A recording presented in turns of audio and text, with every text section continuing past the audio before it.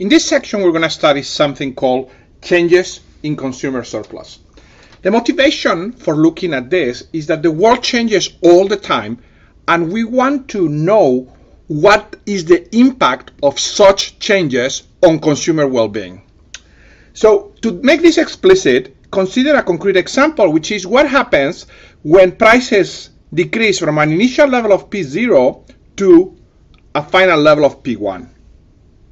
We're going to call the change in consumer surplus from P0 to P1, and I'm going to denote it by that, as the difference in consumer surplus at P1, the final one, minus consumer surplus at P0, the initial one.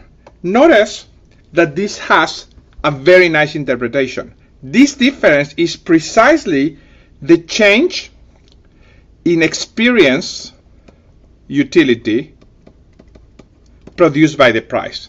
Now, there is an easy way to see why that is the case, why this interpretation is correct. Remember what CS of P1 was. This, I'm just going to write it out, was the utility at P1, basically, just using a shortcut, minus the utility of no trade.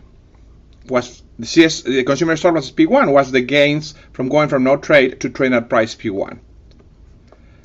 Now we know that this, and I'm going to write it down, is the utility of trade at P0 minus the utility of no trade again.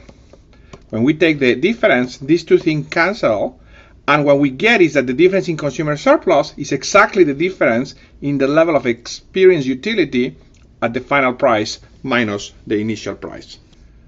Now let's see how to represent the change in consumer surplus graphically. So we go to our usual diagram, in which we have prices in the y-axis, x in the x-axis, we have the marginal benefit function. And we know, I'm going to use different colors, that initially when we are at a high price like P0, the consumer surplus at P0 is given basically by that area, that is CS at P0.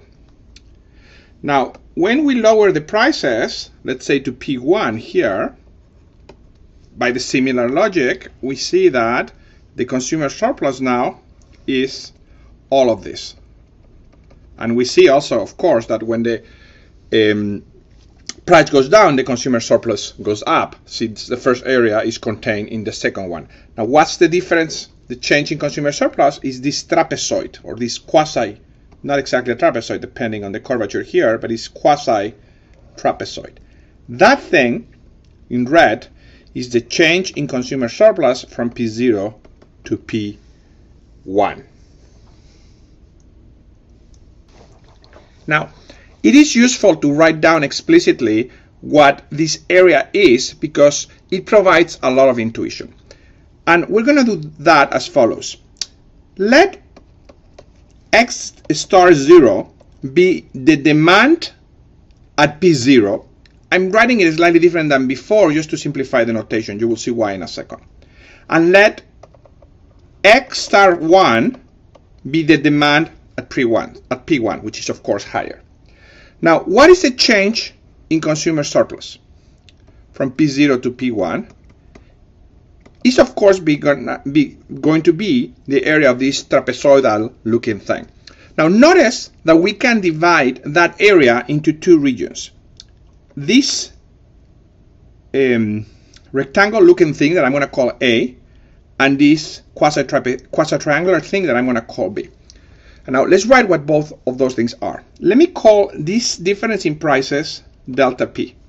It's just how big is that gap. So notice that the area of A is simply X star of 0, the demand at P0 times delta P. And notice that the area of B is given by the integral from X star of 0 to X star of 1,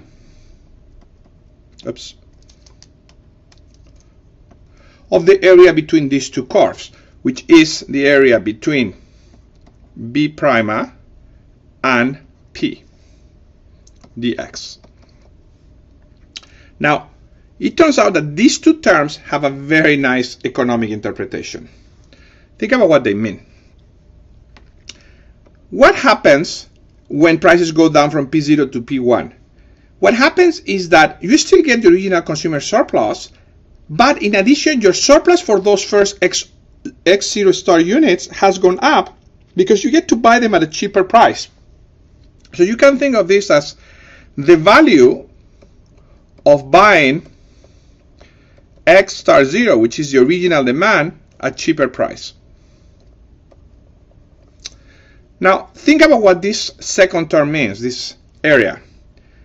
Well, not only you are consuming X star of 0, your consumption is going up to X star 1. So what that extra stuff is the value of buying X1 star minus X star of 0, this extra amount at P1.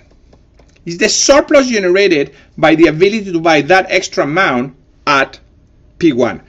By the way, I apologize, there was a typo here. This should have been a P1 because we are integrating between this curve and that curve.